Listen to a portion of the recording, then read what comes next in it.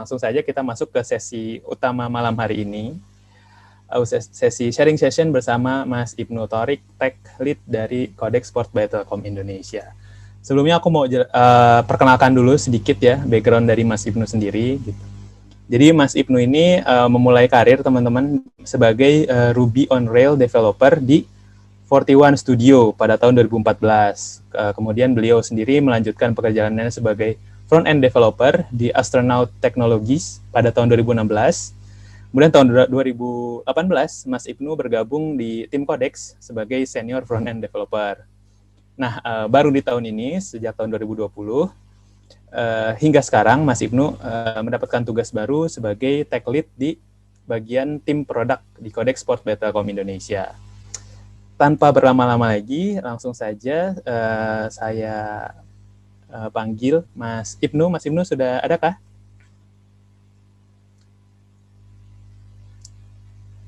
Masih di mute, Mas? Oh, sorry. Adit, sorry. Suara saya kedengaran jelas kah? Aman, Mas Ibnu. Jelas, cukup jelas. Yes. Oke, thank you. Mas Ibnu sehat ya, Mas? Alhamdulillah sehat. Oke. Kalau gitu, Mas Ibnu, silakan waktu dan tempat saya persilahkan. Oke, aku share screen-nya dulu. Oke.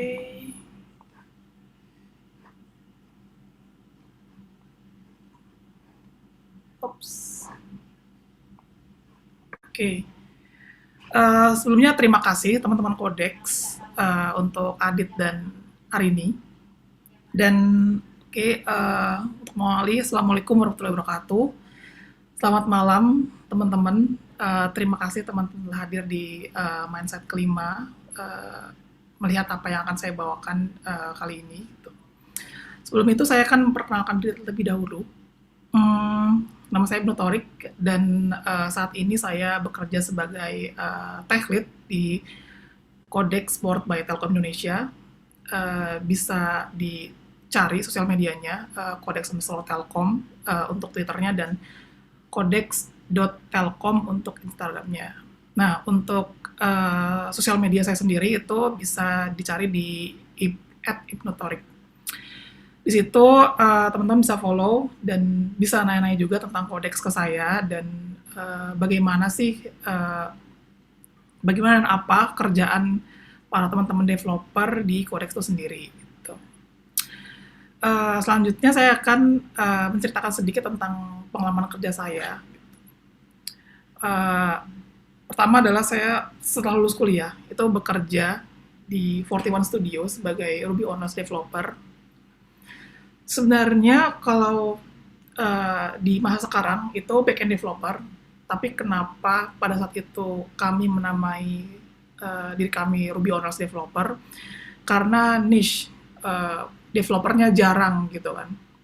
Jadi dengan kami menamai diri kami Ruby on Rails developer, hal tersebut akan memudahkan para recruiter untuk mencari para back-end developer atau developer yang mempunyai skill di bahasa pemrograman Ruby dan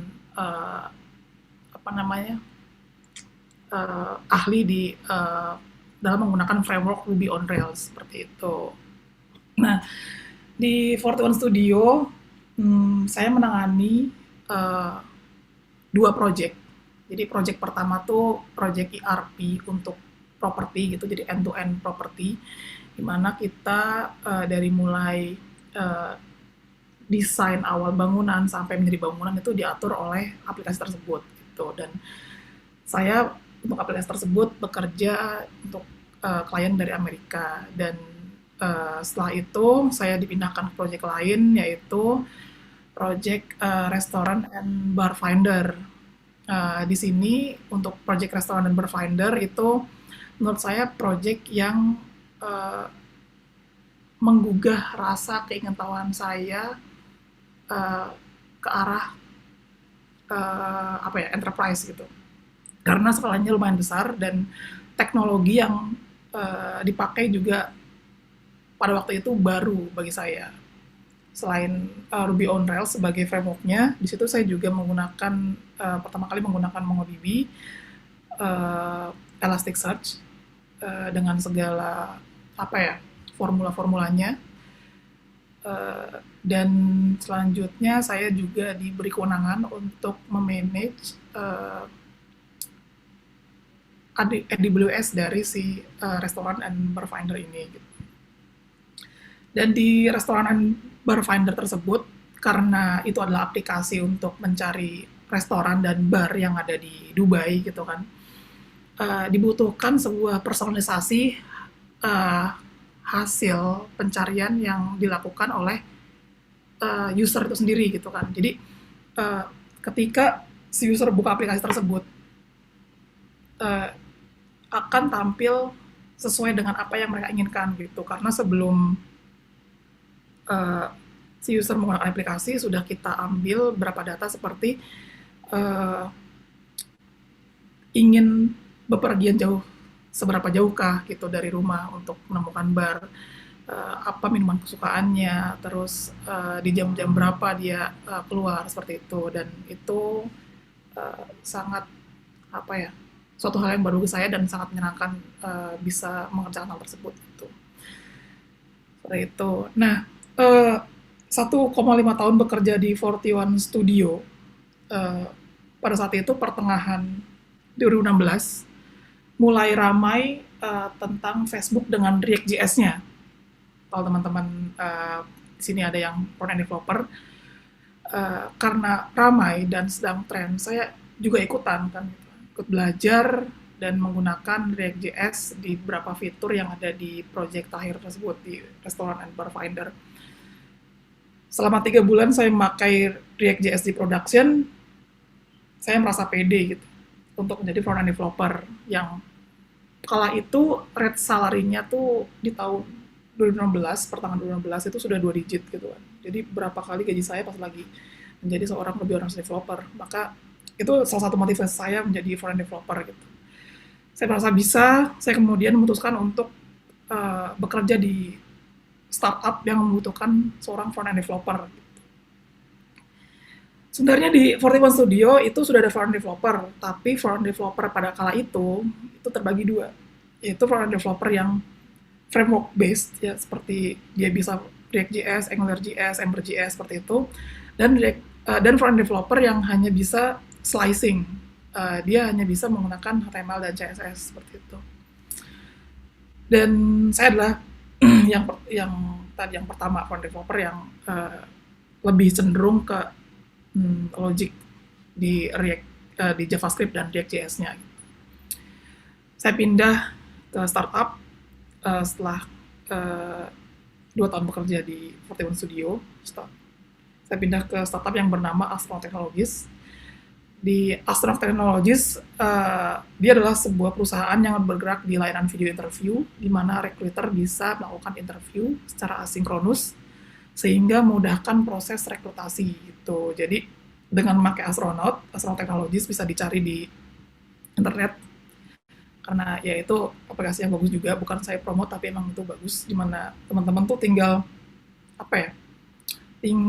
download terus masukin kode yang dikasih oleh recruiter, dan ketika masukin kode tersebut nanti di aplikasi handphone kalian akan muncul beberapa pertanyaan, di mana setiap pertanyaan dibutuhkan untuk menjawab via video, dan video tersebut akan langsung terkirim ke recruiter, dan di situ recruiter tinggal screening berdasarkan pertanyaan-pertanyaan dari teman-teman. Jadi prosesnya sangat cepat.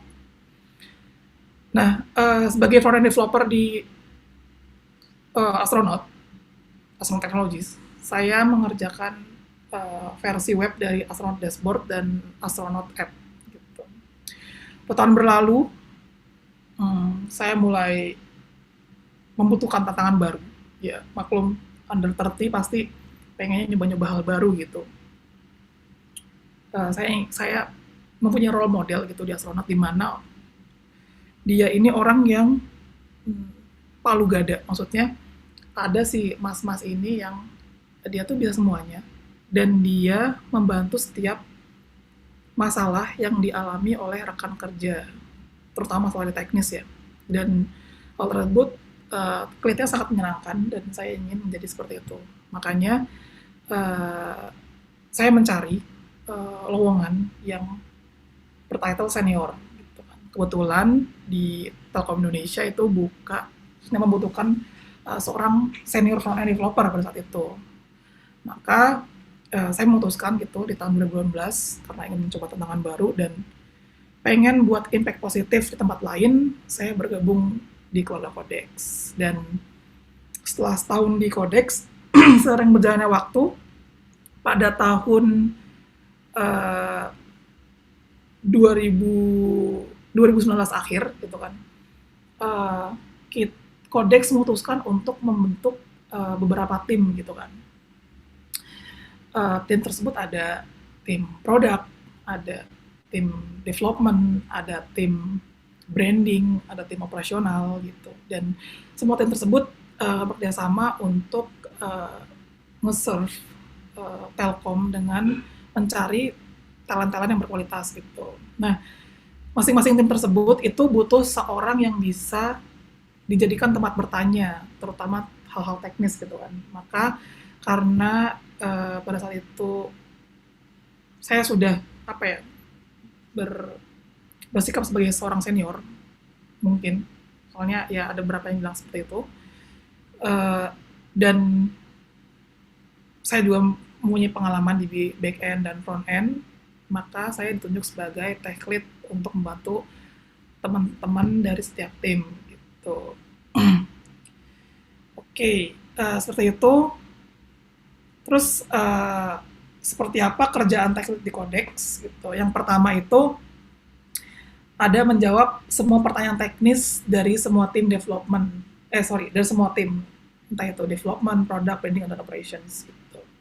Pertanyaan teknis di sini itu biasanya berasal dari asalnya beda-beda gitu kan.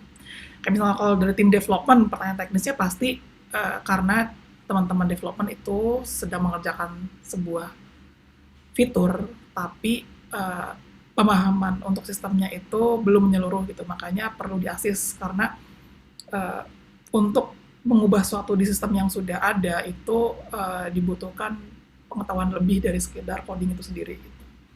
Kalau di produk di sini mereka lebih ke arah mempertanyakan apakah karena produk ini yang merencanakan fitur-fitur yang akan dikerjakan oleh tim development. Makanya di sini tim produk butuh seorang untuk memvalidasi apakah fitur yang direncanakan untuk di-deliver ke tim development itu bisa dikerjakan atau setidaknya kalau rumit untuk dikerjakan, breakdown-nya seperti apa gitu. Dan untuk tim branding biasanya kalau misalnya teman-teman branding tuh butuh kayak sekarang gitu kan, butuh ada yang jadi speaker atau misalnya hal lain untuk validasi gitu, kayak misalnya untuk data science itu misalnya tim branding butuh seorang speaker yang tim branding butuh sebuah event di mana event tersebut memerlukan seorang data science. Nah, tim ini bakal menanyakan skill-skill apa saja yang mungkin bisa dipunyai oleh seorang data science gitu. Seperti itu. Dan tim operations biasanya berkaitan dengan masalah-masalah yang dialami oleh kandidat saat mencoba aplikasi-aplikasi yang ada di Codex gitu. Dan di sini saya akan lebih intens dengan tim operations untuk menanyakan apa saja yang dilakukan oleh kandidat di luar log yang kami pasang di aplikasi. Dan selanjutnya itu tadi ada assist developer, mengassist developer, jadi saya diminta oleh developer untuk mengatasi segala kendala saat mereka mengerjakan task. Dan biasanya kalau misalnya hal tersebut butuh penanganan lebih, kami melakukan pair programming gitu. Jadi si developernya akan share screen seperti ini dan langsung ngoding di situ gitu. Dan beberapa developer mungkin ya nyaman saja karena ada yang nge-guide gitu kan. Terus review code mungkin bisa aku tunjukkan.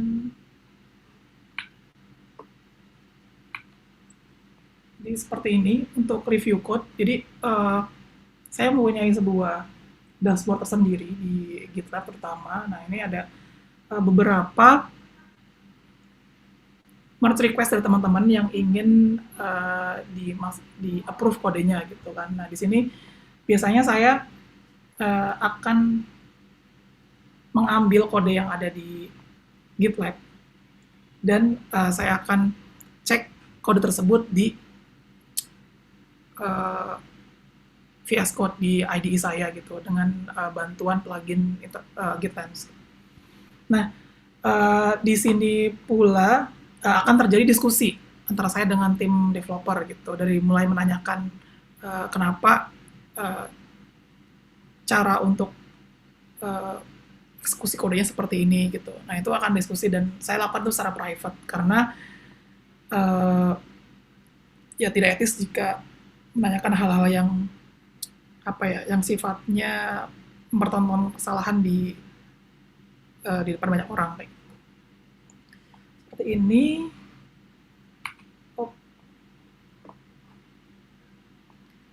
Dan yang terakhir itu ada mengatasi masalah yang ada di deployment. Jadi setiap kode yang teman-teman developer buat itu harus live di website gitu kan.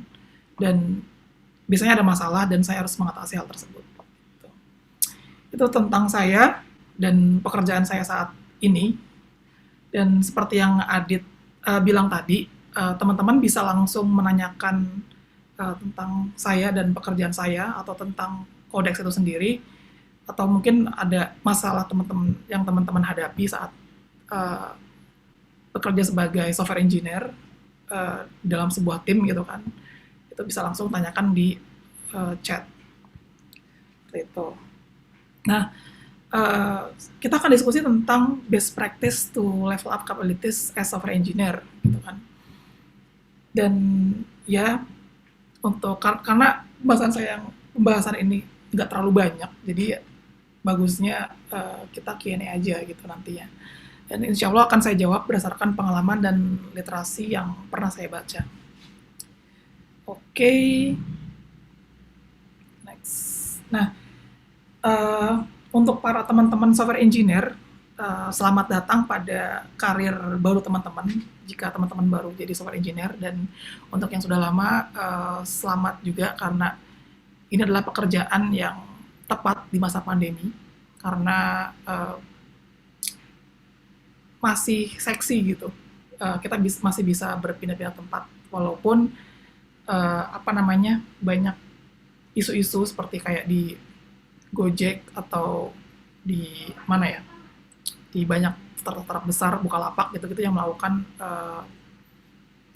efisiensi dengan memecat beberapa karyawannya gitu.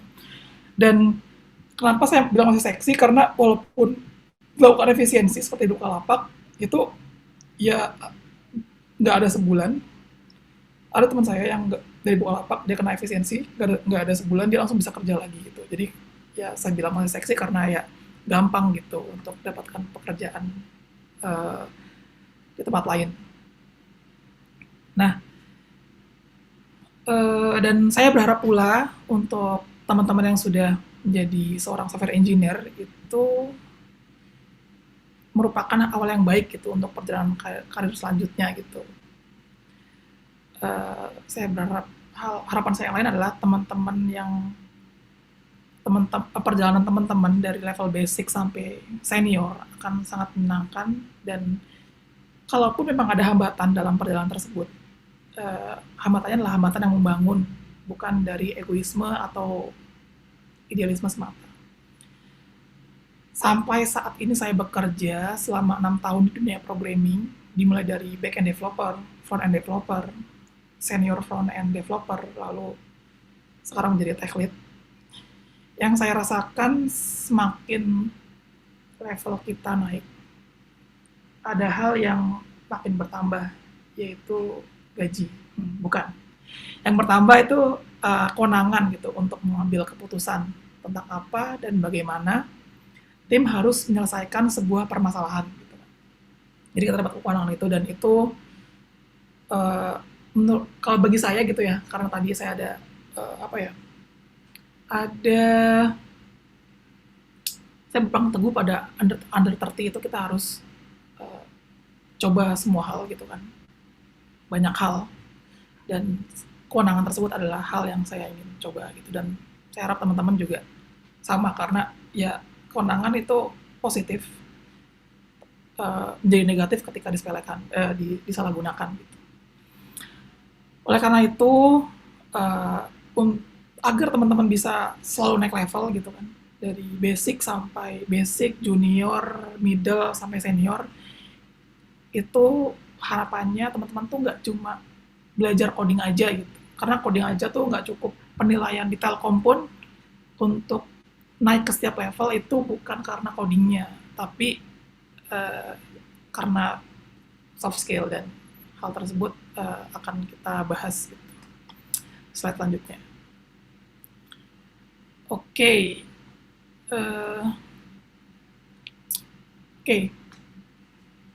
Yang pertama yang saya bahas adalah bagaimana cara menyelesaikan bug secara efisien dan bersih gitu.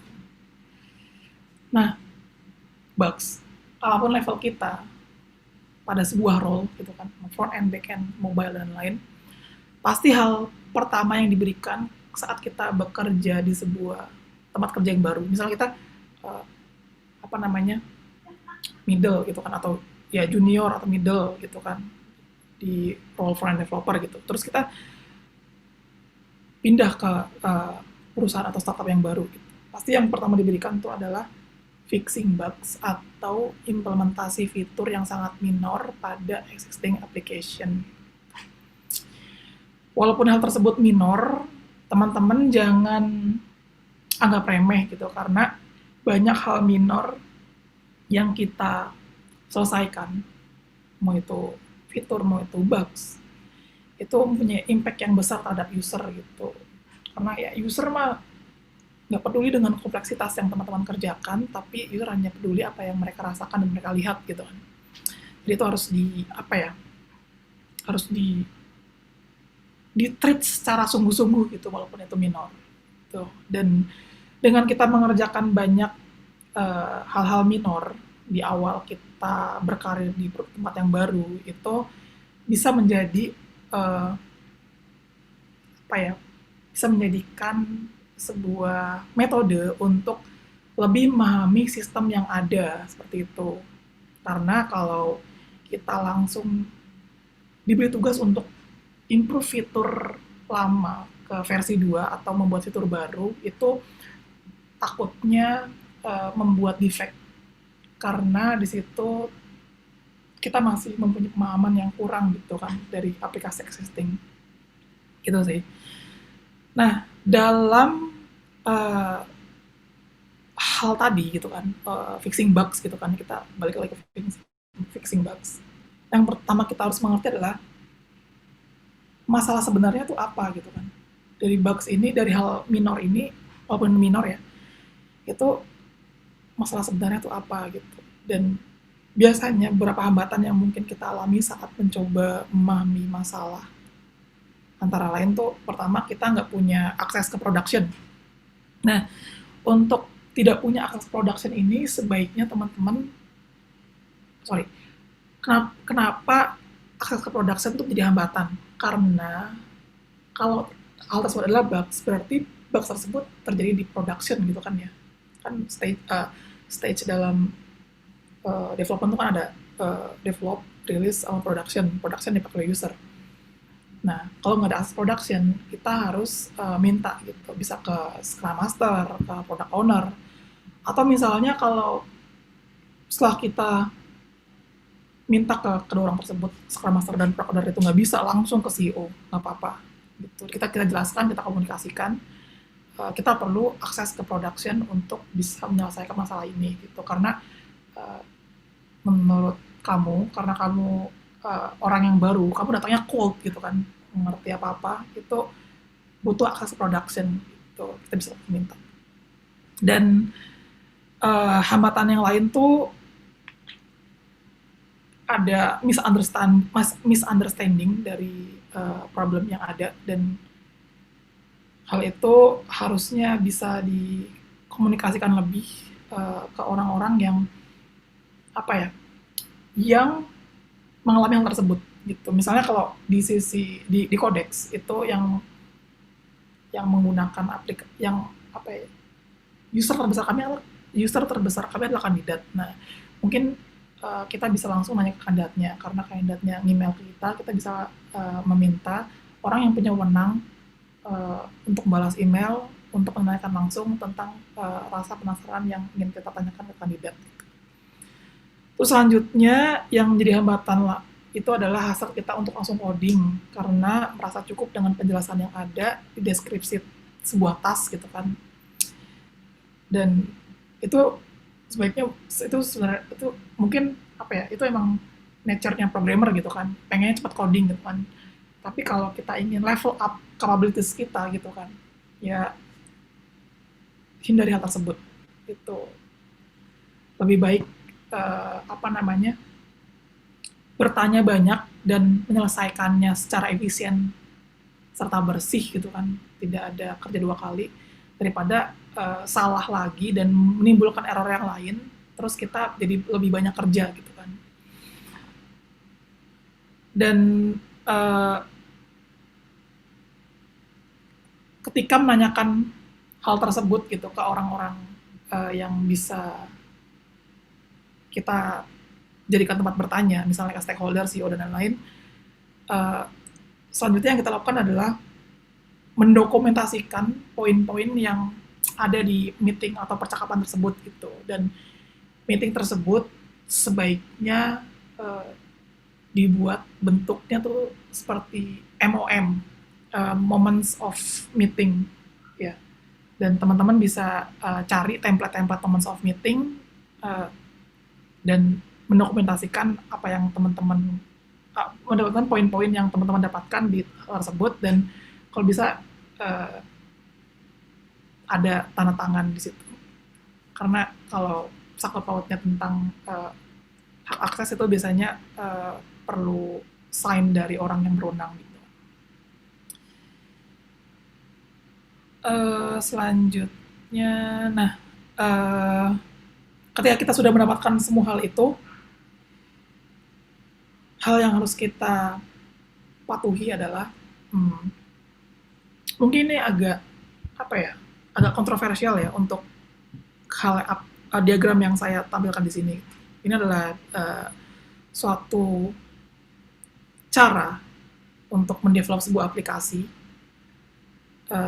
dengan efisien dan clean. Cara tersebut adalah test driven development. Di test driven development ini kita diharuskan untuk menulis sebuah kode berupa unit test yang belum ada implementasinya sama sekali. Jadi sebelum kita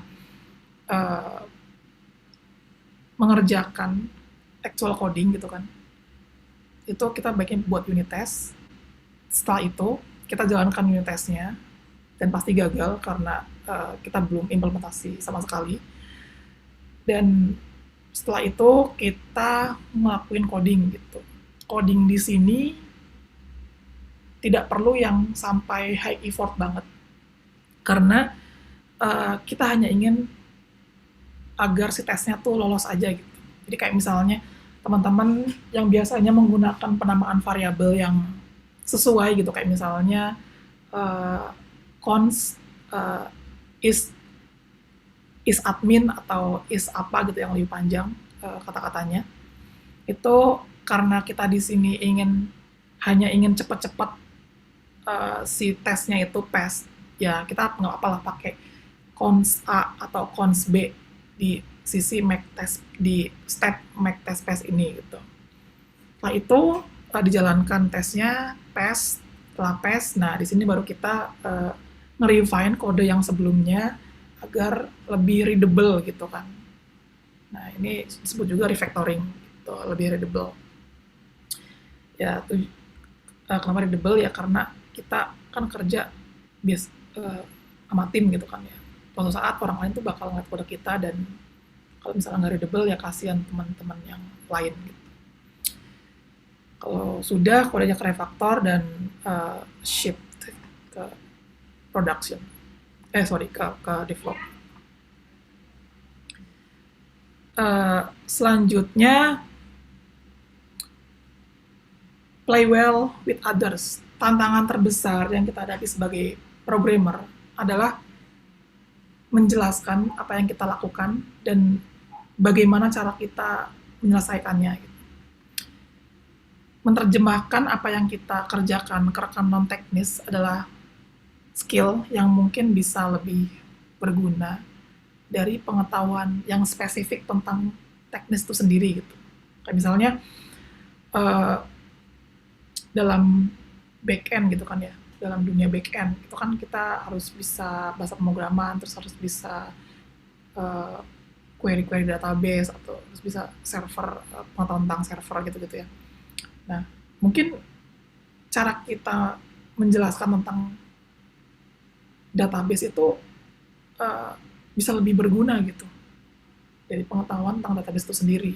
Karena ya tadi untuk level up ini kita dituntut untuk bukan hanya mengimplementasikan secara coding, tapi share apa yang terjadi ke teman-teman lain gitu. Itu. Dan untuk mencapai skill tersebut, kita harus melakukan beberapa hal. Yang pertama tuh kita harus punya empati terhadap lawan bicara gitu, khususnya ke klien atau teman-teman divisi non-engineering atau teknis seperti operations, branding, dan lain-lain. Nah, biasanya orang-orang ini tuh tahu permasalahan yang dihadapi lebih dari kita gitu. Dia tuh tahu banget gitu apa masalahnya. Cuma karena mereka itu kurang pengetahuan akan teknis dan kurang akan skill bidang teknis juga, dan waktu untuk langsung menyelesaikan permasalahan tersebut itu juga kurang, maka mereka bertanya ke kita gitu. Dan dalam melakukan itu gitu, dalam berkomunikasi terhadap teman-teman non teknis, sebaiknya tuh dalam empati tersebut sebaiknya kita tuh menghindari jargon-jargon teknikal gitu. Bagus kalau si teman ini, teman-teman non teknis ini ngerti gitu kan. Bagus kalau misalnya teman-teman non teknis ini langsung bilang bahwa, wah, saya nggak paham, tolong pakai bahasa manusia gitu. Itu bagus. Nggak bagusnya kalau misalnya mereka iya aja dan mereka berpikir bahwa mereka mengerti, tapi apa yang mereka mengerti itu sangat jauh berbeda dengan apa yang kita pahami. Nah, itu nggak bagus. Terus selain tadi menghindari jargon-jargon teknis, kita harus mendengarkan dengan hati-hati tentang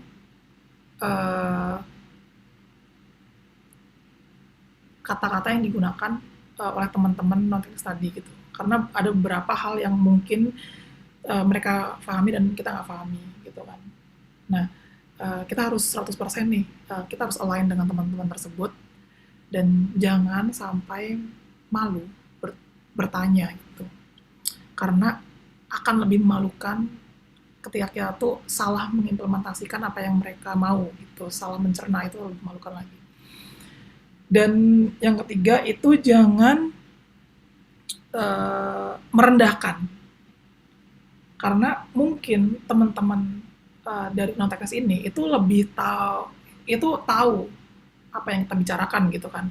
Cuma mereka tuh hanya ingin proof gitu kan, apakah yang dia tahu itu benar gitu. Dan kalau misalnya kita memberikan analogi-analogi yang terkesan itu kekanak-kanakan, itu malah membuat marah si orang ini dan akhirnya malah nggak mau bertanya kita lagi gitu karena kita merendahkan mereka gitu.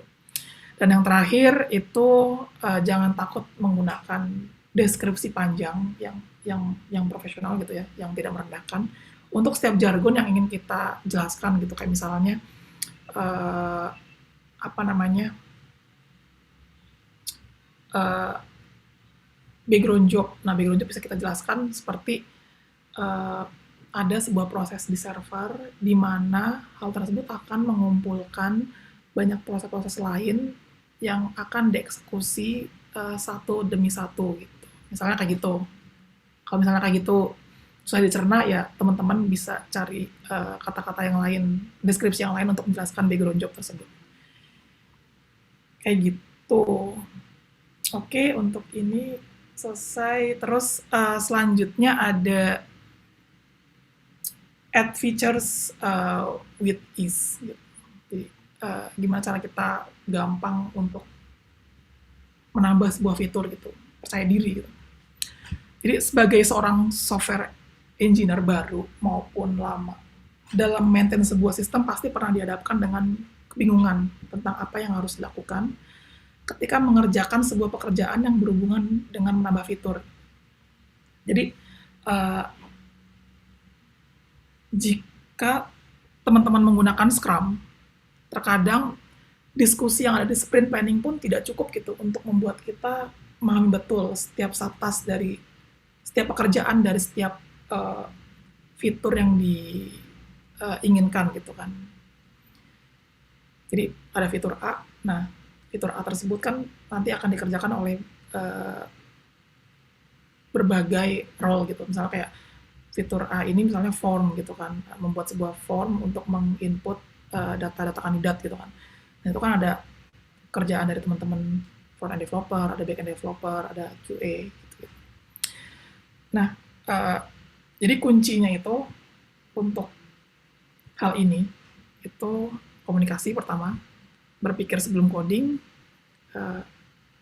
tumbuhkan rasa penasaran, dan tumbuhkan pula power of negative thinking. Jangan apa ya, ambil gampangnya aja gitu, kayak dengan berasumsi gitu tanpa ada validasi gitu ke teman-teman yang lain. Nah ini ada diagramnya gitu kan. Yang pertama itu ada understand the problem, itu masih sama seperti yang sebelumnya di bagian fixing bugs efficiently and cleanly. Dimana kita harus nge-gather semua informasi dan harus 100% benar-benar tahu apa yang terjadi, apa yang diinginkan gitu kan. Terus yang kedua ada understand the system dan acceptance level test. Nah di sini tuh kita benar-benar nyoba si aplikasinya, entah itu di development atau di development lah ya di sini, karena fitur baru biasanya kalau hal tersebut diawali dengan sprint planning gitu kan. Benar-benar nyoba khususnya untuk ya untuk teman-teman developer gitu ya, terus nyoba, dan di nyoba tersebut kita harus tahu fitur ini atau aksi ini tuh masuknya ke fungsi mana, ke coding yang mana gitu kan.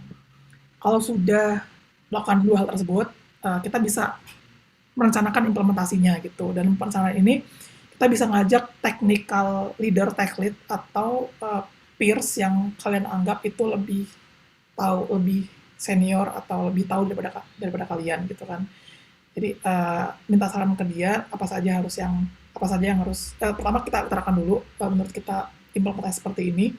Terus yang kedua minta pendapat dari dia bakal koreksi atau langsung approve plan yang kita sarankan gitu kan. Terus selanjutnya ada acceptance test failing, itu seperti yang ada di sebelumnya, fixing bugs efficiently and cleanly. Seterusnya kita akan melakukan red green refactor, yaitu unit test failing, unit test passing, kode refactor gitu. Terus di sini setelah semuanya pass, nah di sini kita bisa langsung manggil ke maintainer atau tech lead untuk nge-review kode yang kita berikan ke dia gitu untuk di merge. Nah ini kita bisa langsung colek atau kita bisa nunggu queue atau antrian karena mungkin si tech lead-nya itu sedang tidak bisa diganggu gitu. Kalau misalnya sudah di-review, minta pendapatnya, kita harus aktif, kita tanda dapat. Kalau misalnya nggak bisa ya nggak apa-apa. Terus ya udah, commit change, merge, dan masuk ke develop. Seperti itu. Sorry, ini chat.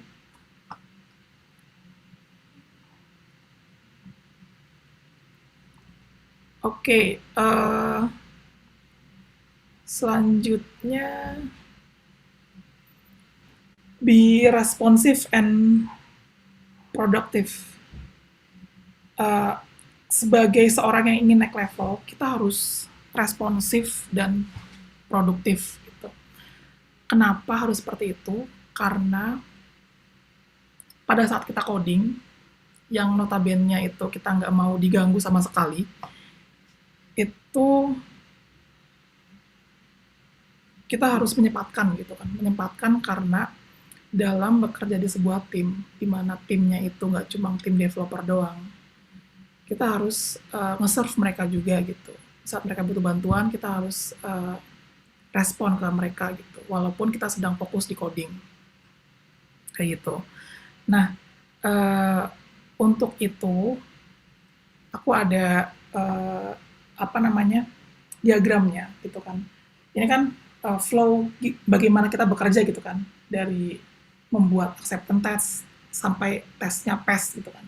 Nah, di sini ada mark di mana kita bisa diganggu, tidak bisa diganggu dan bisa diganggu gitu kan. Misalnya kayak ketika kita fokus membuat acceptance testnya seperti apa, itu tidak boleh diganggu gitu. Kita boleh tidak menjawab, kita boleh mengabaikan semua request yang datang kita gitu. Nah, ketika acceptance-nya gagal gitu, nah di sini boleh nih kita diganggu gitu, kita boleh balas chat di Slack, balas email dan lain. Dan selanjutnya ketika melakukan aksi yang menuliskan coding itu tidak boleh ketika menunggu tesnya failing yang biasanya itu makan waktu yang lama. Kalau di front end itu bisa sampai berapa menit, dan ini bisa dimanfaatkan untuk membalas email atau membalas Slack gitu kan, dan seterusnya. Jadi intinya untuk hal-hal yang sedang fokus itu jangan sampai kita menerima request apapun itu, karena nanti impact-nya besar juga. Tapi kalau misalnya ketika otak kita santai gitu kan, dimana dia kayak nunggu tesnya lagi jalan atau apa, kita bisa menyempatkan diri untuk membalas email dan lain-lain. Nah, selanjutnya selain membalas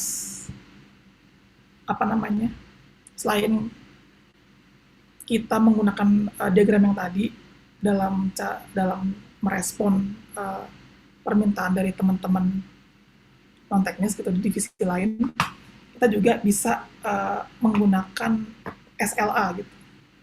SLA, Service Level Agreement, yang kalau di sini sih tujuan SLA-nya untuk email. Jadi kita akan mengelompokkan gitu email-email yang berupa request yang masuk ke email kerjaan kita, atau yang berupa request atau non-request gitu kan. Nah, untuk email-email non-request itu bisa kita langsung archive karena tidak penting gitu. Dan untuk email-email yang request itu kita divide lagi jadi non-urgent atau urgent. Kalau misalnya urgent, ya udah langsung kita respon gitu kan. Misalnya kayak kalau di Codex tuh ada seorang kandidat yang sedang melakukan tes dan tesnya error gitu, karena tes itu dibatasi waktunya, maka kita harus merespon gitu kan, karena tes itu kandidat sangat membutuhkan gitu kan, kita respon langsung. Tapi kalau misalnya non urgent, ya udah taruh aja di situ. Kalau kita lagi free, kita bisa langsung balas, respon, dan archive. Tapi kalau misalnya untuk merespon non urgent tersebut pengumpulan informasinya itu memerlukan beberapa hari atau beberapa jam, kita bisa respon dengan estimasi, dan estimasi tersebut kita bicarakan lagi kayak akan aku respon dalam waktu 2 hari karena beberapa hal gitu kan untuk mengumpulkan informasi tersebut, kayak misalnya harus minta minta izin ke Pak siapa atau siapa gitu misalnya.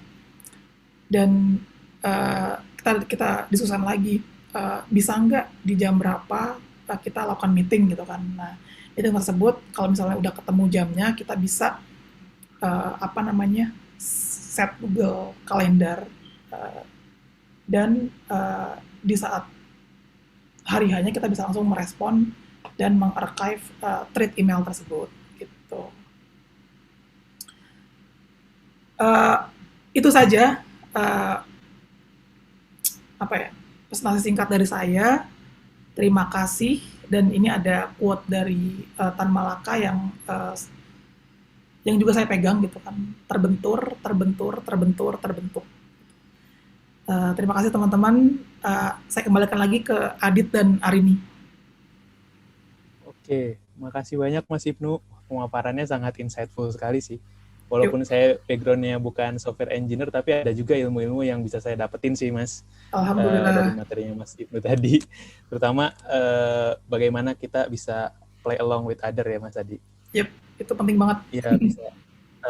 Karena kan kerja itu nggak sendirian ya, Mas Ibnu. Yep, kerja itu kita barengan sama tim, sama atasan, bawahan, dan pokoknya di lingkaran kita itu nggak cuma sendiri lah gitu. Iya. Nah, kalau boleh saya simpulkan sedikit Mas Ibnu. Jadi untuk bisa level up our capabilities as software engineer itu ada beberapa poin sebenarnya Mas Ibnu yang bisa kita lakukan ya. Pertama tadi mungkin lebih ke ketika kita mendapatkan satu pekerjaan gitu ya, harus maksimal lah dikerjainnya gitu. Jadi walaupun kerjaan tadi cuman fix bugs dan lain-lain, itu juga tetap harus dikerjakan maksimal. Benar. Terus komunikasi itu juga penting. Paling kemudian penting. Kemudian juga harus ditekan ya Mas egoismenya ya. Jadi jangan mau sendiri lah pokoknya, karena kita tadi kerja sama tim. Terus juga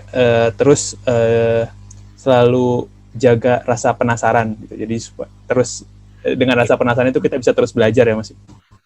Terus yang tadi responsif and produktif gitu. Jadi ketika kita dikasih tugas, kita harus tetap bisa responsif gitu ya, walaupun terus ketika gitu. Kerjaan kita bukan harus fokus gitu, walaupun kita tadi kerjaannya bukan yang job role yang harus kita kerjain, tapi juga kita punya responsible untuk mengerjakan itu, tetap harus dituntut harus bisa produktif terus. Yep. Terima kasih Mas Ibnu pemaparannya. Di slide 2 Mas, kita udah ada cukup banyak pertanyaan nih Mas Ibnu ternyata. Yep. Saya izin bacakan satu persatu ya Mas, nanti bisa langsung dijawab. Setelah itu nanti mungkin kita minta tanggapan dari teman-teman yang nanya juga. Oke, untuk memulai mungkin aku mau nanya, ini ada pertanyaan dari Mas Agung Mulyawan. Ini mungkin pertanyaan ringan-ringan dulu nih Mas. Siap. Kan Mas Ibnu selama sudah setahun ya kurang lebih jadi tech lead nih Mas di Codex. Benar. Sebenarnya ada nggak sih Mas tantangan-tantangan yang dihadapi? Apalagi kan sekarang udah pandemi ya Mas, lagi masa pandemi nih. Ada nggak sih tantangan Mas Ibnu sebagai tech lead yang istilahnya dulu sebagai front end, sekarang berpindah mungkin naik level jadi tech lead? Ada tantangan-tantangan nggak sih Mas, terutama selama pandemi ini? Tantangannya ya karena pandemi pasti komunikasinya tuh nggak semudah kalau di kantor ya. Kalau di kantor kan bisa tag orang langsung terus ngobrol gitu kan. Nah kalau di pandemi ini karena ada beberapa developer yang mungkin karena kita kan fleksibel ya di Codex, jadi mungkin siangnya dipakai untuk istirahat atau apa, terus agak sorean baru dia kerja. Nah itu tantangan pertama. Terus kedua ya ini menyatukan teman-teman di satu role, misalnya kayak di back end, agar mereka tuh bisa berkolaborasi dengan sepenuhnya gitu. Karena ya tadi karena programmer kan gitu ya, maksudnya ya ada yang idealis sendiri gitu kan, ada yang punya ilmu lebih dan dia tidak kurang suka berbagi, ada yang pengen belajar lebih tapi karena cara belajarnya mungkin tidak seperti teman yang lebih jago, jadi dia tetap di posisi yang itu aja gitu. Nah, tantangannya adalah gimana caranya biar satu role, satu stream itu bisa mempunyai knowledge yang hampir sama gitu. Itu tantangannya, dan itu ya tugas tech lead juga sih, untuk biar mereka tuh bisa apa ya, level up gitu masing-masing. Itu, dan yang selanjutnya itu ada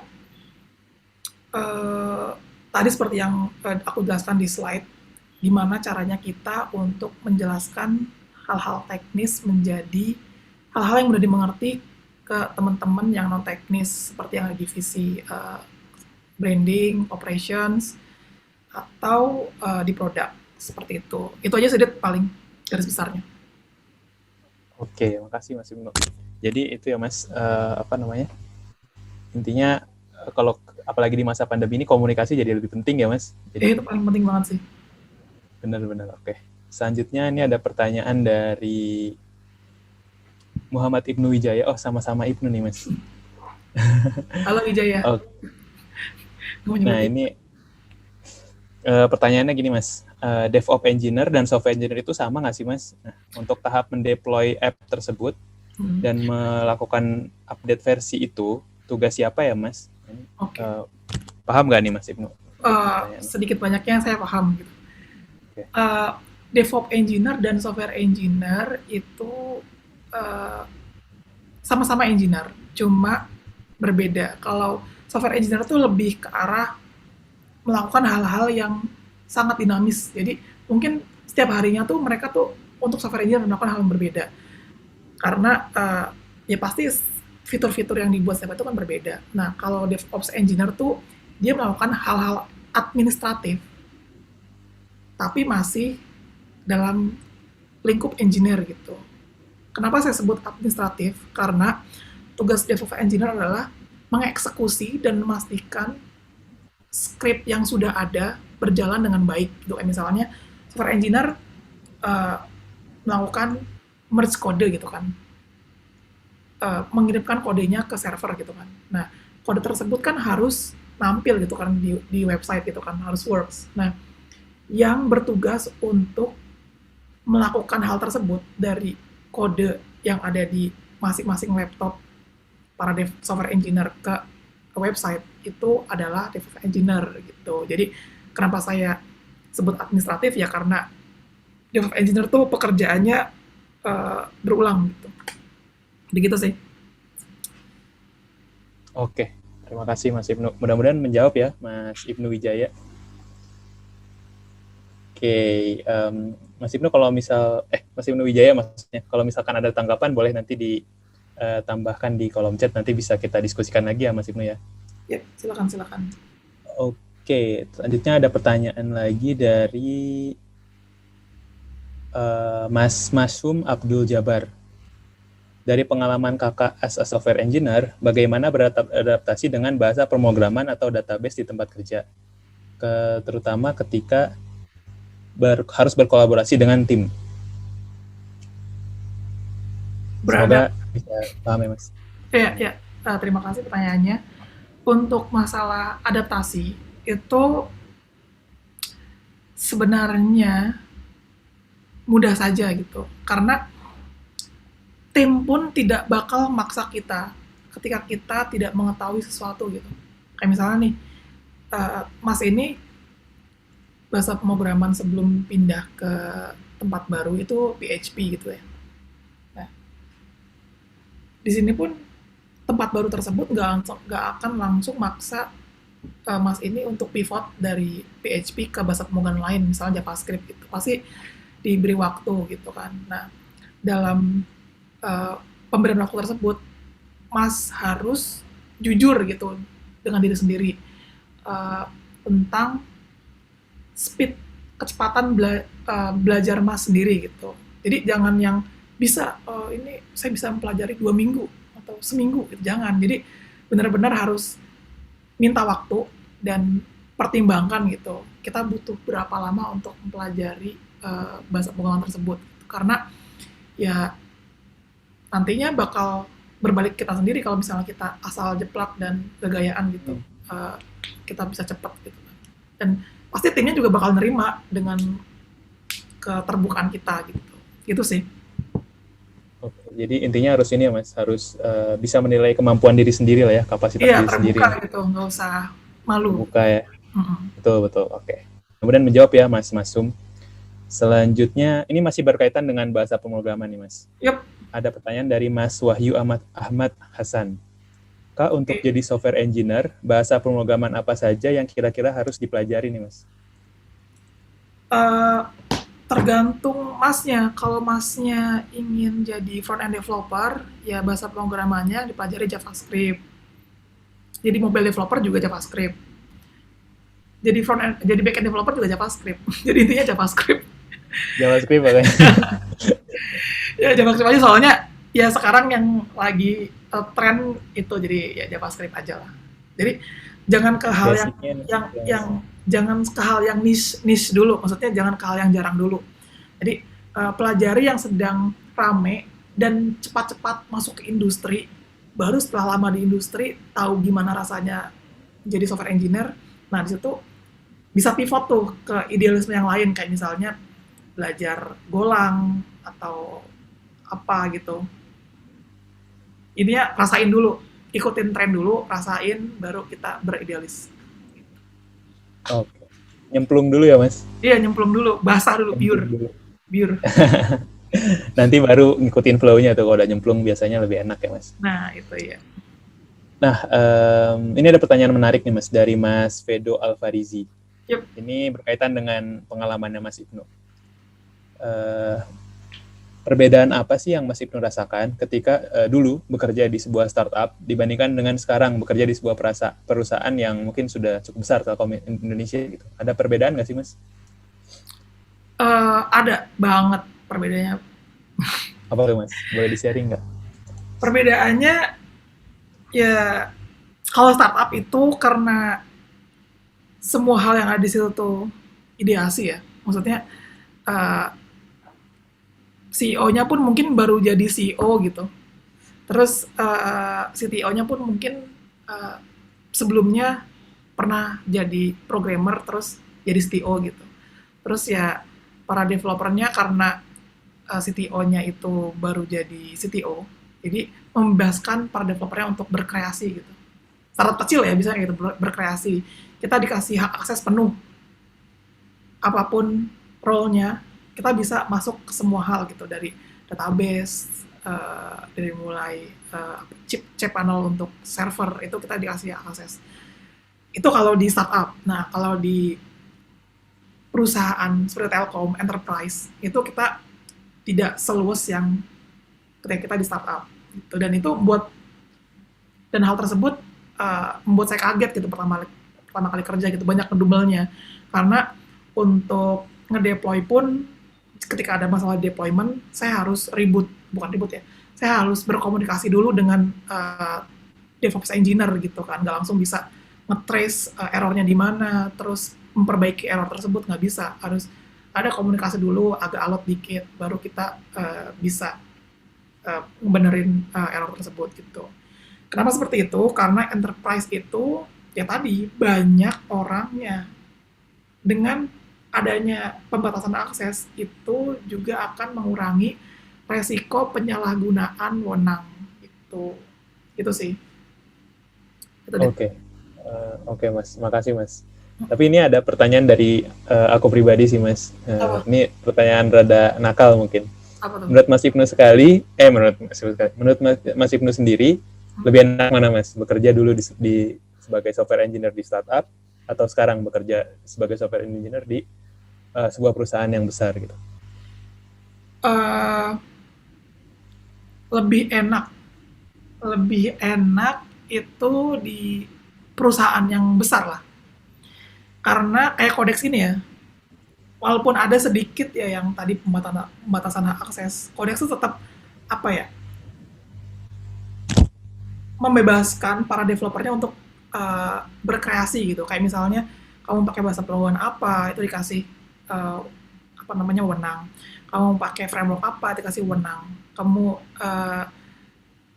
dalam memilih metodologi kerangka kerja itu apa, itu juga sewenang, itu pokoknya enak banget. Dan yang lainnya adalah ya lebih stable aja di masa pandemi ini. Uh, Startup tuh dying gitu. Startup tuh kan kayak dying babies gitu kan ya. Nah, terus ada pandemi, babiesnya ini nggak dikasih makan ya, jadinya mati gitu. Nah, kalau perusahaan besar enggak, udah gede dia, udah mungkin jadi bully. Nyaman ya. Kan perusahaan besar bisa membuli perusahaan kecil, maksudnya lebih nyaman gitu. Intinya lebih sisi kestabilan tuh enak. Kita kreasi juga enak, terus kan gini ya, kita berkreasi enak, cuma kita khawatir dengan kestabilan ekonomi kita gitu. Betul. Itu akan menjadi apa ya, hambatan juga gitu untuk berkreasi gitu sih. Itu sih. Ya, itu jadi faktor utama juga ya Mas. Maksudnya ketika kita bekerja gitu ya, kita baru bisa maksimal ketika kita dapat kenyamanan ya Mas. Iya, benar. Kenyamanan, dapat keamanan gitu. Benar. Oke. Mas Ibnu ada lagi pertanyaan nih. Ini mungkin masih berkaitan sama pengalamannya Mas Ibnu juga. Dari Mas Asga Laksa. Ini pertanyaannya, bagaimana cara Mas Ibnu dalam menghadapi pekerjaan-pekerjaan yang lumayan berat nih dan diminta tetapi tidak sesuai dengan job desk-nya Mas Ibnu gitu. Pernah nggak sih Mas mengalami kejadian seperti itu? Sering. Gimana tuh Mas? Dan kalau jadi gini, kalau job desk saya bukan misalnya, jadi saya pernah diminta untuk membuat rekap berbentuk dashboard kayak gitu, dan dashboard tersebut perlu pemahaman kita tentang mengelola data gitu kan. Job desk saya bukan mengelola data, tapi karena hal tersebut nantinya bakal menambah portofolio saya, menambah skill saya, ya saya terima aja gitu. Toh di situ kita harus pinter-pinter juga mengkomunikasikannya gitu. Kalau saya mendapatkan job desk yang ini, job desk yang lain itu gimana? Pilih urgensinya. Kita tanyakan ke orang yang ngasih job desk kita. Kalau misalnya job desk baru tersebut yang belum pernah kita lakukan itu lebih prioritas, ya udah nggak apa-apa, kita kerjain itu dan hal yang lain kita tinggalkan gitu sih. Yang penting ya tadi komunikasi tentang kapan dan mana yang lebih prioritas gitu. Itu sih, biar jangan sampai kita ngerjain dua hal yang berbarengan gitu, jangan sampai. Itu sih.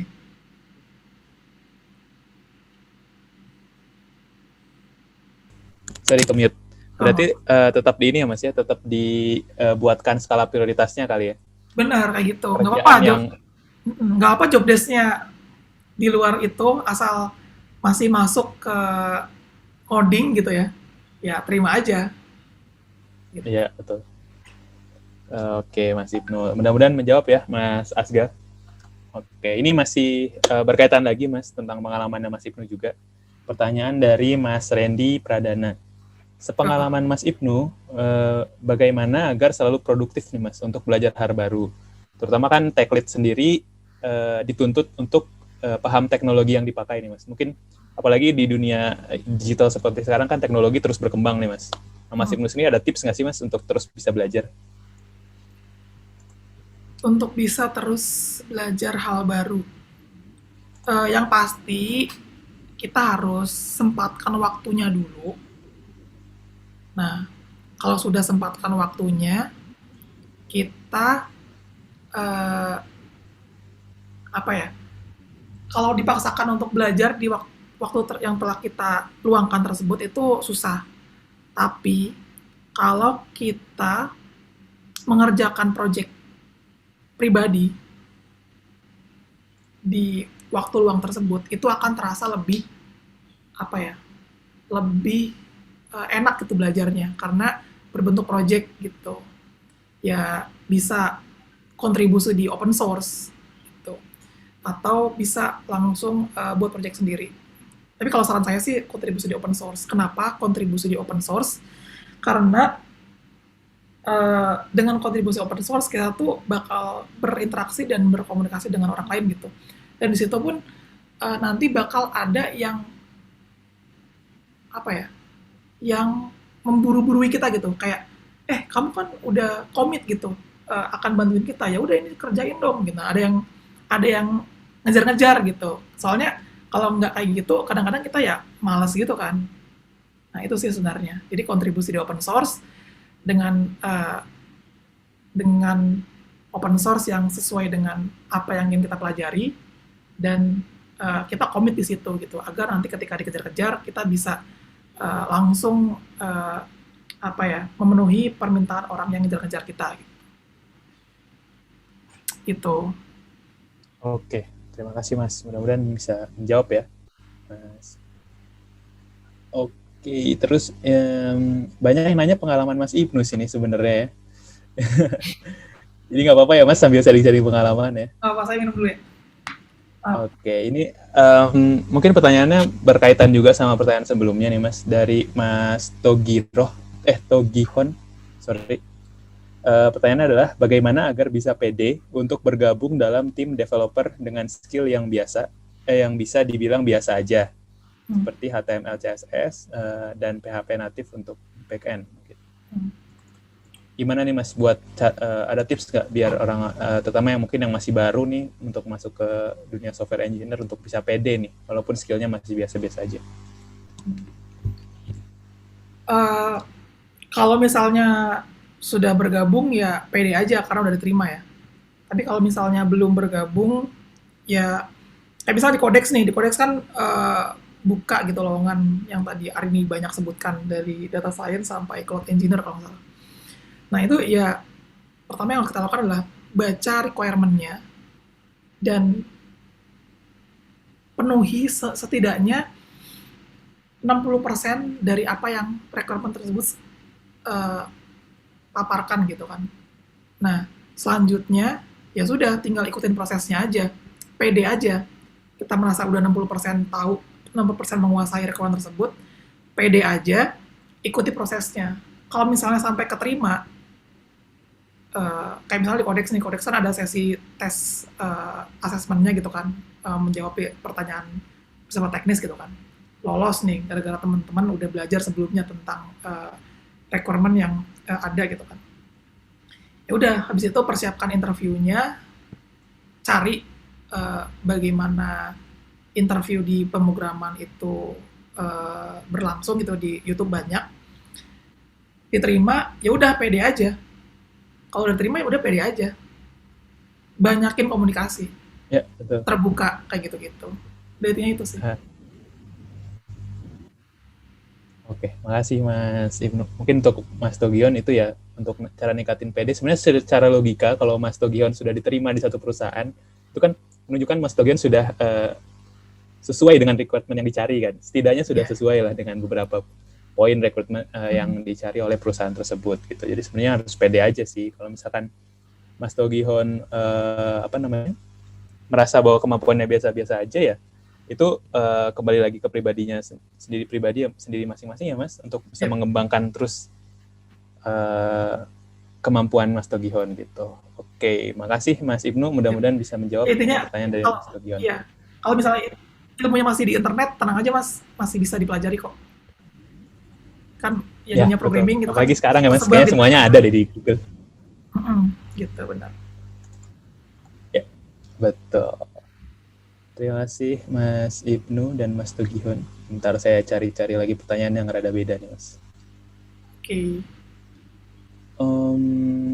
Ini ada pertanyaan cuman dari Anonymous nih. Ini siapa ya? Sayang nih, padahal kalau ada namanya bisa dapat kesempatan menang hadiah nih. Tapi saya bacain aja dulu ya. Nanti mungkin bisa ngaku kalau ini pertanyaan dari siapa. Oke. Bagaimana sikap yang bijak jika coworker sudah diajak untuk level up, khususnya untuk jabatan di atas kita? Gimana ini pertanyaannya maksudnya? Bagaimana sikap yang bijak jika coworkers susah diajak untuk level up, khususnya untuk jabatan di atas kita gitu?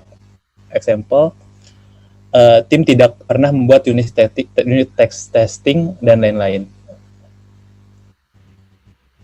Paham nggak Mas Ibnu? Oke. Untuk itu sebenarnya mudah sih caranya. Kalau di sorry ya, eh, aku share sedikit. Kayak misalnya case-nya unit testing gitu ya. Tadi kan Ya, unit testing. Sorry. Nah, nah, untuk di Codec sendiri, Telkom itu ya, Telkom. Untuk case orang yang nggak mau melakukan unit testing, orang yang nggak mau melakukan best practice di kode itu sendiri, itu sudah didesain oleh sistem gitu. Maksudnya apa didesain oleh sistem?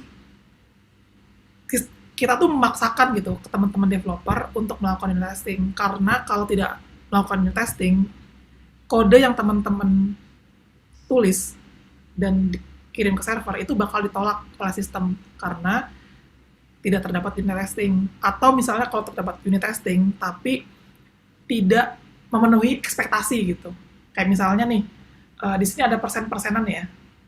Kayak kalau misalnya jika unit testing tersebut di bawah dari berapa persen, misalnya di bawah dari 20%, maka kodenya ditolak. Nah, otomatis kalau ditolak kan kerjaan dia nggak selesai dong.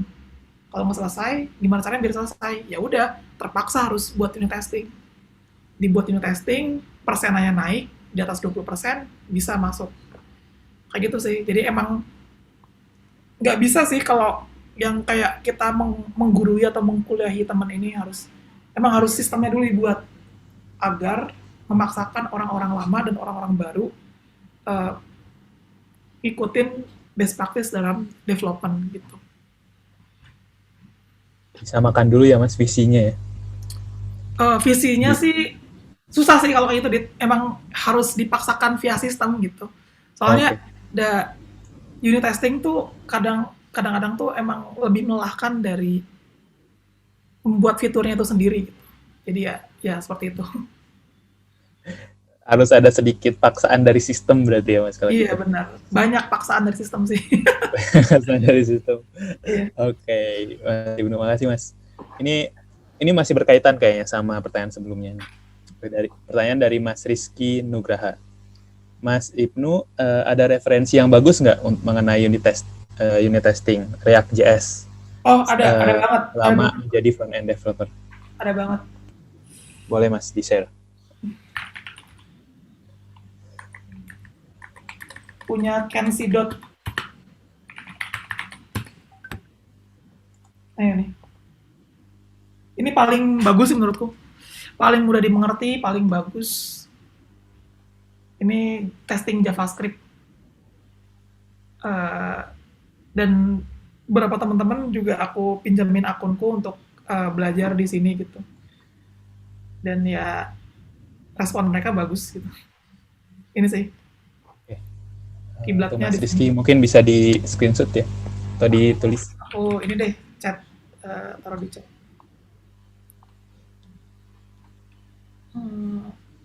Oh ya, chatnya. Oke, di situ.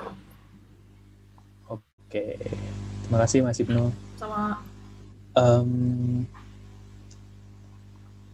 Oke, ini ada pertanyaan lagi dari Mbak Mentari nih. Yep. Apakah development team bisa cross-fungsional, seperti bisa saling membackup kerjaan lain, misalkan UI UX artist mengerjakan pekerjaan software engineer? Pernah ada kasusnya nggak sih Mas kayak gitu? Cross? Nggak ada. Fungsi? Nggak ada. Belum ya? Kalau kayak gini mungkin bisa nih, kayak pekerjaan back-end developer, pekerjaan front-end developer di backup oleh back-end developer itu masih bisa, soalnya tools-nya sama gitu. Tapi kalau UX artist terus nge-backup pekerjaan front-end developer Rada itu jauh ya bisa, Mas? karena tools-nya beda gitu sih. Betul sih. Rada jauh juga sih sebenarnya ya. Iya. Pemahaman. Mm-mm. Oke, nah itu Mbak Mentari mudah-mudahan bisa menjawab ya. Oke, selanjutnya ada pertanyaan dari Mas Ajo Samuik. Yup. Dari pengalaman Mas Ibnu, bagaimana membuat sebuah portofolio bagi software engineer? Mungkin aku tambahin sedikit, portofolio yang menarik bagi seorang software engineer. Ada tipsnya Mas? Portofolio tuh ini ya, karya-karya gitu ya? Apa CV nih? Ya. CV apa? Kalau portofolio mungkin lebih ke ini Mas, project-project yang pernah dikerjakan terus kayak gitu. Oh, Didokumentasikan iya, dalam iya. sebuah Project-project ini untuk software engineer sebenarnya cukup satu sih, teman-teman punya project-project dan project tersebut ditaruh di GitHub, udah sih itu doang. Di github.com. Jadi semua teman-teman yang pernah teman-teman kerjakan taruh di github.com, dan kalau bisa, bukan kalau bisa sih, harus setiap pengerjaan proyek tersebut harus mengikuti best practice. Best practice-nya tuh banyak tersedia di internet sih, kayak misalnya cara mengkomit kode, cara eh, apa namanya, ngoding yang baik gitu, clean code JavaScript atau apapun itu di internet cari aja. Jadi intinya nggak asal project yang kita taruh di GitHub tuh nggak asal yang project aja udah gitu. Kalau bisa ada history yang ngeliatin bahwa teman-teman tuh eh, tahu gitu gimana cara menulis kode dan membuat fitur yang benar gitu. Itu sih. Oke. Jadi penting ya Mas sebenarnya portofolio itu, karena kan di era sekarang nggak mungkin lah kita dites terus, pada saat tes itu kita dites semua hal gitu kan, nggak mungkin juga. Iya, Makanya recruiters juga perlu tahu bahwa kita sudah pernah mengerjakan project-project apa saja supaya nanti bisa jadi bahan penilaian juga ya Mas. benar. Dan tapi kalau misalnya teman-teman di sini nggak punya portofolio yang publik, maksudnya emang benar-benar sibuk banget dari kerjaan sebelumnya tuh nggak punya waktu luang untuk mengerjakan project di luar kerjaan utama gitu. Ya udah nggak apa-apa. Eh, Tinggal kita state aja di CV bahwa kita tuh pernah kerja di sini di bagian apa gitu, dan nanti saat interview ya tinggal dijelaskan aja secara gamblang gitu, kayak ngapain aja, terus tantangannya apa, achievementnya dalam mengerjakan project tersebut apa gitu sih. Menjual Yang diri penting ketika jual diri ya kalau gitu. iya, Tapi yang penting mungkin kalau kayak gitu harus bisa tanggung jawab ya Mas. Ketika dia bilang di interview bisa, harus bisa juga ketika sudah diterima iya. gitu ya Mas. Apalagi kayak di Codex gitu kan. Kita tuh nggak portofolio, CV itu nomor dua gitu. Yang penting ketika dites itu berhasil gitu, lolos gitu kan. Terus ketika wawancara dan membuktikan apa yang di CV itu luwes gitu. Udah sih itu Nah, aja. itu tips tuh teman-teman, kalau kalian kalau teman-teman mau daftar di Codex itu ada tipsnya dari Mas Ibnu tuh. Sebenarnya portofolio dan CV sebenarnya itu nomor 2. Asalkan teman-teman bisa tesnya lancar, terus interviewnya juga lancar, itu ada kemungkinan sukses ya Mas Benar, benar. untuk masuk di Codex. Oke, ini mungkin 2 pertanyaan terakhir Mas Ibnu. Oke. Ini ada pertanyaan dari Mas Muhammad Rido. Mas Yup. Ibnu, apa yang Mas lakukan kalau pekerjaan yang diberikan atasan itu terlalu berat, Mas? Pernah ada kasus kayak gitu nggak sih, Mas? Dikasih kerjaan, terus kerjaannya kayaknya terlalu berat untuk dikerjakan, Mas Ibnu melakukan apa biasanya? Eh, Pernah nggak ya? Terus kayaknya ringan-ringan aja ya, Mas, kerjaannya. Iya, soalnya ada kalau bekerja sama, ya anggap aja pernah gitu ya, anggap aja pernah misalnya. Ya, yang pertama itu kita minta waktu gitu untuk eh, nge-breakdown pekerjaan tersebut menjadi kecil-kecil. Itu yang pertama.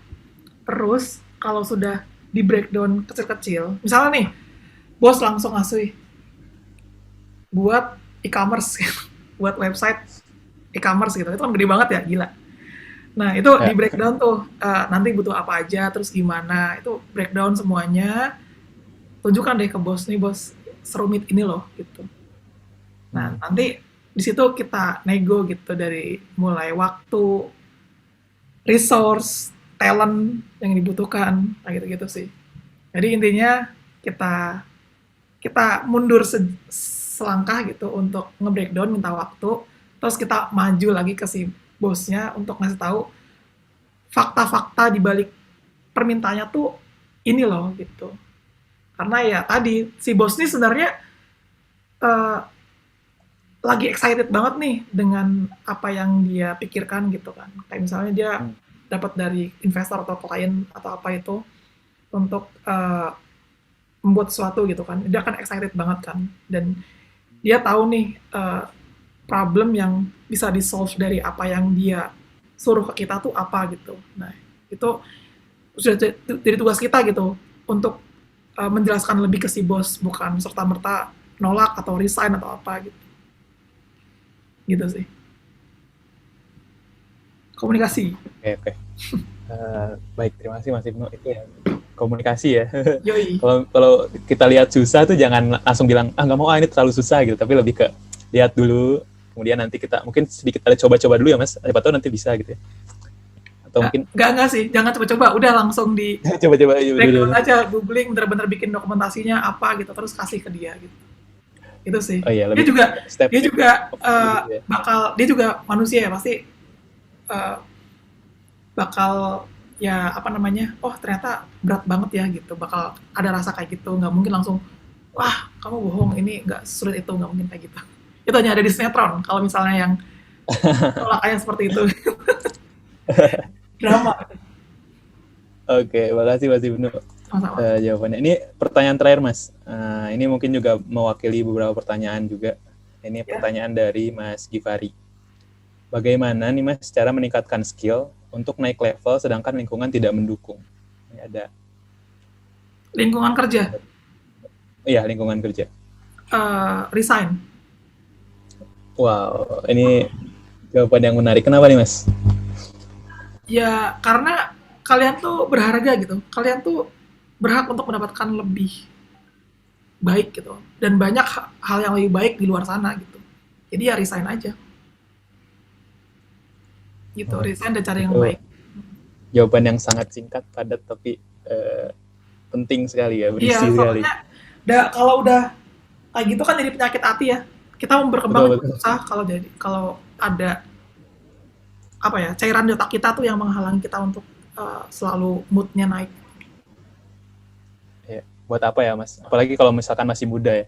Iya, resign dan join kesempatan tuh nggak cuma satu. Jadi ya betul, di Codex mah aman Mas, pokoknya semua terkendali. Oke, makasih Mas Ibnu. Sepertinya tadi sudah 80% lah pertanyaannya sudah terjawab dengan baik. Mudah-mudahan dan mewakili juga pertanyaan-pertanyaan yang belum terjawab.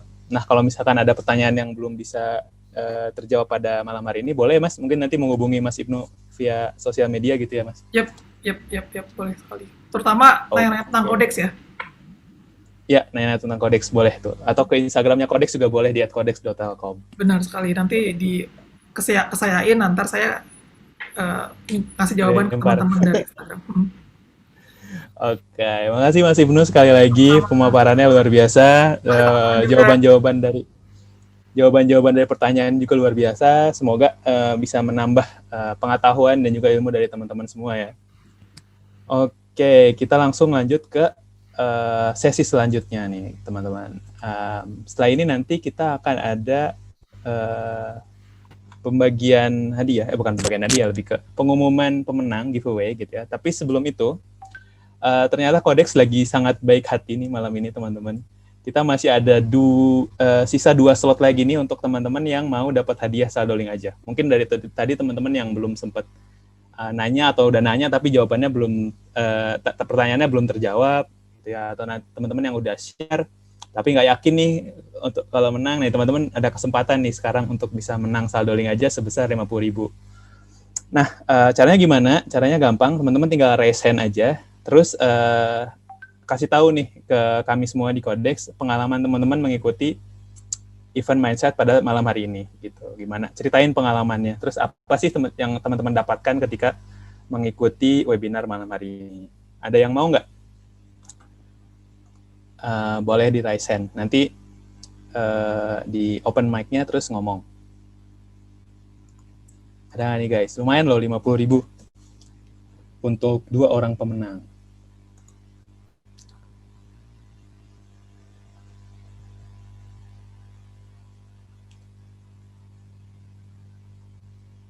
Nggak ada nih yang mau hadiah. Oh,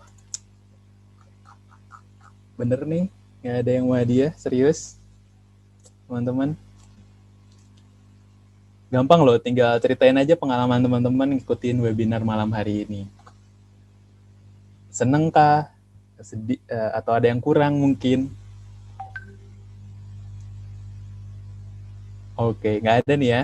Deal ya? Permisi, mungkin saya ada ingin nih. membagikan sedikit. Ya. Boleh, Mas Asga ya? Ya, nama Silakan, saya Mas Aska Laksa.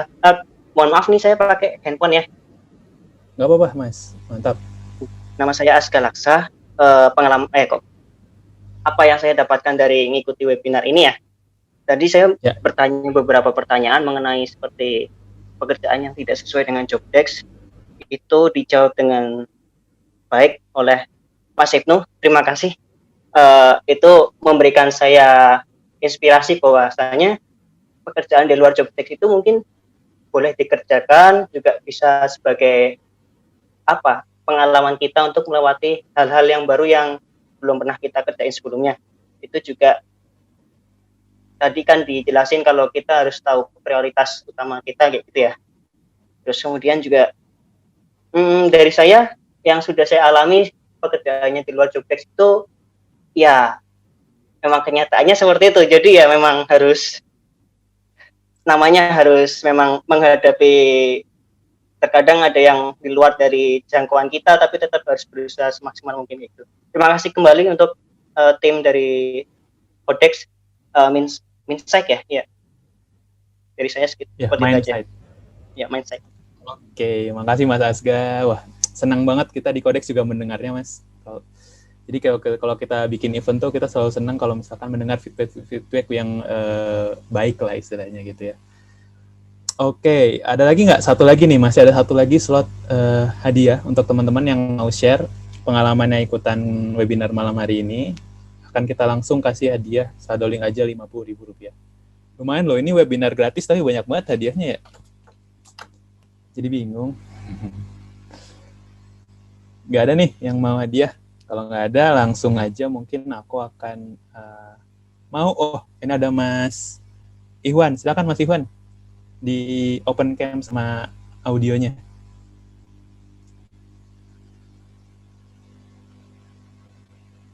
Halo Mas Iwan.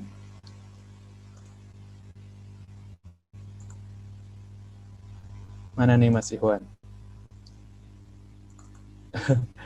Mas Iwan tinggal share aja pengalamannya ketika mengikuti webinar ini gimana?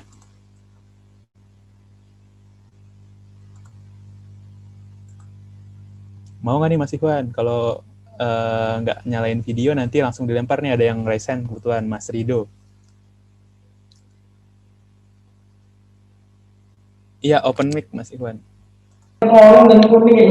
Bentar. Halo Mas, kedengaran?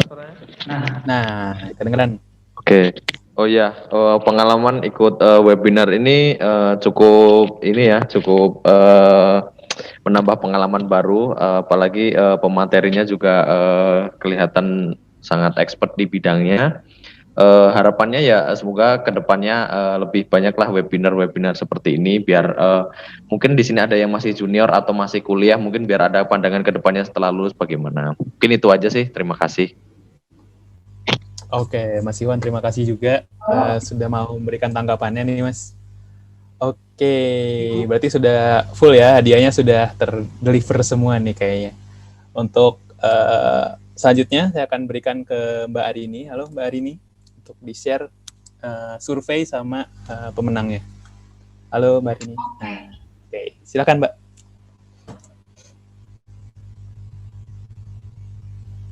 Halo Mas Adit. Oke, silakan langsung aja di-share. Oke. Sebentar, takut terlihat nih untuk pengumuman pemenangnya. Kita share dulu. Oke. Terima kasih banyak teman-teman yang udah mengikuti webinar Codex Mindset malam hari ini. Nah, seperti biasa, di akhir kami ingin minta bantuannya untuk mengisi survei feedback dari teman-teman untuk improvement kami di Codex ketika bikin webinar-webinar berikutnya. Teman-teman bisa scan QR code-nya atau di kolom chat udah saya share juga linknya dari bit.ly/mindsight6 gitu. Mungkin kita kasih waktu sekitar setengah menit gitu kali ya Mas Adit ya, karena survei boleh. ini juga nggak terlalu banyak gitu. Oke, untuk teman-teman untuk yang lagi pegang handphone mungkin bisa langsung di scan aja QR code-nya gitu ya, nanti langsung isi aja. Nggak banyak kok teman-teman. Tapi walaupun nggak banyak, sangat penting ya Mbak Rini untuk kami ya, untuk kita ya Mbak di Codex untuk terus bisa mengembangkan Betul, Mas lagi Adit. Codex Mindset ke depannya gitu. Jadi mohon bantuannya teman-teman semua. Sudah Kak, oke. Oh, boleh juga nih kalau ya teman-teman yang udah boleh konfirmasi di kolom chat ya, biar kita juga tahu nih. Iya. Oke. Sambil deg-degan nih nunggu siapa nih kira-kira yang menang. Pertanyaan tadi banyak juga ya kejawab ya Mbak Rini. Betul. Alhamdulillah bisa banyak juga yang terjawab sama Mas Ibnu gitu ya. Iya. Sudah nih udah ada 3.000 yang sudah 3 orang. Siap, mungkin kita cukupkan ya Mas ya buat yang survei after Tapi eventnya. masih tetap bisa ngisi ya sampai akhir acara ya teman-teman. Silakan Mbak Rini. Nah, selanjutnya yang dinanti-nanti teman-teman nih, terima kasih banyak juga yang udah nanya di Slido dan juga yang udah share di Instagram Story. Penasaran ya kira-kira siapakah pemenangnya? Ini dia. Selamat kami ucapkan kepada para pemenang. Ada banyak banget nama yang ada di depan layar gitu ya. Untuk yang di sebelah kiri, yang ada ad-nya itu berarti yang menang di Instagram Story. Sayangnya cuma ada 4 nih ternyata Mas Adit. Selamat buat @fata_alfian, kemudian @multimediari, @hilya_surya, dan @agung_mulyawan91. Untuk teman-teman yang udah menang, share di Instagram Story akan mendapatkan hampers spesial dari Codex. Jadi teman-teman tinggal konfirmasi hadiahnya dengan DM ke Instagram kami @codex.telkom dan atau di Twitter @codex_telkom. Tinggal bilang aja kalau teman-teman adalah pemenang share Instagram Story. Dan untuk yang share Instagram Story, karena akan kami kirimkan hampersnya, jadi kirim juga nih alamat dari teman-teman untuk menerima hampers dari kami. Nah, untuk yang sebelah kanan, ini mix ya Mas Adit, jadi tadi yang udah share testimoni dan juga yang udah nanya di Slido. Selamat buat Mas Muhammad Ibnu Jaya, Mas Wahyu Ahmad Hasan, Kak Fedo Alfarizi, Mas Azgalas Laksa, Rizky Nugraha, Kak Mentari, Ajo Samuik, dan Ikhwan Nur Hisham. Banyak banget sampai belibet nih ngomongnya. Jadi masing-masing dapat hadiah berupa saldo link aja, masing-masing senilai Rp50.000. Mirip sama yang di sebelah kiri, teman-teman tinggal konfirmasi aja hadiahnya dengan bilang kalau teman-teman adalah pemenang dari tes giveaway Codex gitu ya, dan share nomor HP teman-teman yang udah connect ke link aja pastinya. Teman-teman tahu lah ya kenapa kok link aja, karena masih saudaraan nih sama Codex di Telkom Indonesia. Oke, mungkin jadi itu download aja dulu dari saya. Sekali lagi selamat. Betul. Tapi kayaknya udah pada download juga sih Mas Adit ya. Selamat sekali lagi kepada para pemenang. Over to you. Terima kasih. Saya kembalikan ke Mas Adit. Oke, makasih Mbak Rini, pembawa pesan gembira kita malam hari ini. Oke teman-teman, sepertinya kita sudah berada di penghujung acara nih. Nah teman-teman, sedih sekali ya, tapi juga senang juga. Gitu ya, mudah-mudahan pada webinar pada malam hari ini kita semua bisa menambah pengetahuan gitu ya, juga mungkin ada yang kenal-kenalan mungkin ya sama peserta juga. Oke. Nah untuk mengakhiri webinar malam hari ini nggak lengkap kayaknya kalau misalkan kita nggak foto bareng nih teman-teman, walaupun eventnya online gitu ya, tapi tetap mungkin kita bisa foto bareng nih untuk jadi dokumentasi. Oke teman-teman, tadi juga ya pada saat kita share invitation-nya itu sudah ada juga virtual background-nya gitu ya. Untuk teman-teman yang udah download mungkin bisa dipakai juga. Oke, silakan teman-teman yang bisa atau yang available dinyalakan kameranya, mungkin bisa dinyalakan kameranya ya. Kita akan foto bareng. Oke, ini udah ada beberapa. Thank you. Oke, ini udah banyak nih. Ya teman-teman, masih kita tunggu. Wih, terima kasih nih yang udah pada pakai virtualnya Mindset. Seneng nih kalau kayak gini kan. Oke, masih kita tunggu. Oke, ayo teman-teman. Oke, tentunya kita mulai aja ya. Aku akan hitung nanti Mbak Arini minta tolong di screenshot ya Mbak. Oke, yang nggak pakai background juga nggak apa-apa, dinyalain aja teman-teman. Nanti akan kita share di mana ya, di koran besok pagi mungkin. Oke teman-teman, nanti akan kita share di sosial media kita pokoknya. At least sosial media saya sendiri lah. Oke, siap ya Mbak Rini ya, dihitung ya. Oke teman-teman siap, gaya bebas 1, 2, 3.